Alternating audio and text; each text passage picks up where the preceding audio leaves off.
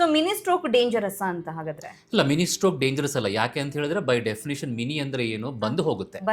Okay okay, but ಬಂದ ನಂತರ first 48 hours ಅಥವಾ ಒಂದು ವಾರ ಅಥವಾ 3 ತಿಂಗಳು ಅಂತ ಏನು ಹೇಳ್ತೀವಲ್ಲ, ಈ ಪೀರಿಯಡ್ ತುಂಬ ರಿಸ್ಕಿ ಪೀರಿಯಡ್ ನಮಗೆ. ಅಂದರೆ ಈ ಪೀರಿಯಡ್ ಅಲ್ಲಿ ನಮಗೆ ವಿತಿನ್ 1 ಇಯರ್ ಡೆಫಿನೆಟ್ ಆಗಿ ಯಾರಿಗಾದ್ರೂ ಮೇಜರ್ ಸ್ಟ್ರೋಕ್ ಆಗೋ ಸಾಧ್ಯತೆಗಳು ಇರುತ್ತೆ. ಅದರಿಂದ ನಾವು ಇದನ್ನು ಗುರುತಿಸಿದ್ರೆ ಮೇಜರ್ ಸ್ಟ್ರೋಕ್ ಕಡೆ ನಾವು ಹೋಗ್ದಂಗೆ ನಾವು ನಮ್ಮನ್ನ ತಡೆಗಟ್ಕೋಬಹುದು. ಓಕೆ, ಹಾಗಿದ್ರೆ ಈಗ ಮಿನಿ ಸ್ಟ್ರೋಕ್ ಬಂದವರಿಗೆ ಮೇನ್ ಸ್ಟ್ರೋಕ್ ಬಂದೇ ಬರುತ್ತೆ? ಡೆಫಿನೆಟ್ಲಿ ಬರುತ್ತೆ. ಬರ್ಬೋದು, ಬರದೆ ಹೋಗಬಹುದು. ಓಕೆ ಓಕೆ, ಬರುತ್ತೆ ಅಂತ ಗ್ಯಾರಂಟಿ ಇಲ್ಲ. ಬಟ್ ಯಾರಾದ್ರೂ ನಮ್ಮಲ್ಲಿ ಬಂದಾಗ ಮಿನಿ ಸ್ಟ್ರೋಕ್ ಆದ ನಂತರ ನಾವು ಅದನ್ನ ಪ್ರಿವೆಂಟಿವ್ ಮೆಜರ್ಸ್ ತಗೊಂಡ್ರೆ ಮೇಜರ್ ಸ್ಟ್ರೋಕ್ ಆಗದೆ ಹೋಗುತ್ತೆ. ಇಲ್ಲ, ನಾವು ಮೇಜರ್ ಸ್ಟ್ರೋಕ್ ಆಗಿ ಬಂದಾಗ ನಾವು ಕೇಳಿದವ್ರಿಗೆ 1-3ರಲ್ಲಿ ಒಬ್ಬರಿಗೆ ಮಿನಿ ಸ್ಟ್ರೋಕ್ ಆಗಿರುತ್ತೆ. ಸೊ ಅದಕ್ಕೆ ನಮಗೊಂದು ಅವಕಾಶ, ಇದೊಂದು ವಿಂಡೋ ಅಂತ ಹೇಳ್ತೀವಿ. ಈ ಒಂದು ಸಿಂಪ್ಟಮ್ ಕಾಣಿಸ್ಕೊಂಡಾಗ ನಾವು ಮೇಜರ್ ಸ್ಟ್ರೋಕ್ ಆಗೋದನ್ನ ತಡೆಗಟ್ಟೋದಕ್ಕೆ ಇದು ಒಂದು ದಾರಿ ಅಂತ ನಾವು ತುಂಬಾ ಇಂಪಾರ್ಟೆಂಟ್ ಆಗಿ ಕನ್ಸಿಡರ್ ಮಾಡಬೇಕು. ಓಕೆ, ಒಂದು ವಾರ್ನಿಂಗ್ ಸೈನ್ ಅಂತ ಹೇಳ್ಬಹುದು.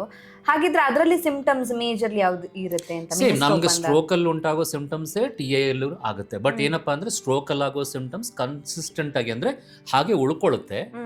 TA ಅಲ್ಲಿ ಬಂದು ಹೋಗ್ಬಿಡುತ್ತೆ. ಅಂದ್ರೆ ಒಂಥರ ಗೆಸ್ಟ್ ಬಂದಂಗೆ, ಮನೆಗೆ ಬಂದು ಹೋದಂಗೆ ಹೋಗ್ಬಿಡುತ್ತೆ ಅಷ್ಟೇ. ವಿತಿನ್ 1 ಅವರ್ ಅಂತ ಹೇಳ್ತೀವಿ ಯೂಶಲಿ. ವಿತಿನ್ 1 ಅವರ್ ರಿಕವರ್ ಆಗ್ಬಿಡ್ತಾರೆ. ಅದು ರಿಕವರ್ ಆದಾಗ ನಾವು ಅದನ್ನ ಇಂಪಾರ್ಟೆನ್ಸ್ ಕೊಡ್ಬೇಕಾ ಇಲ್ವಾ?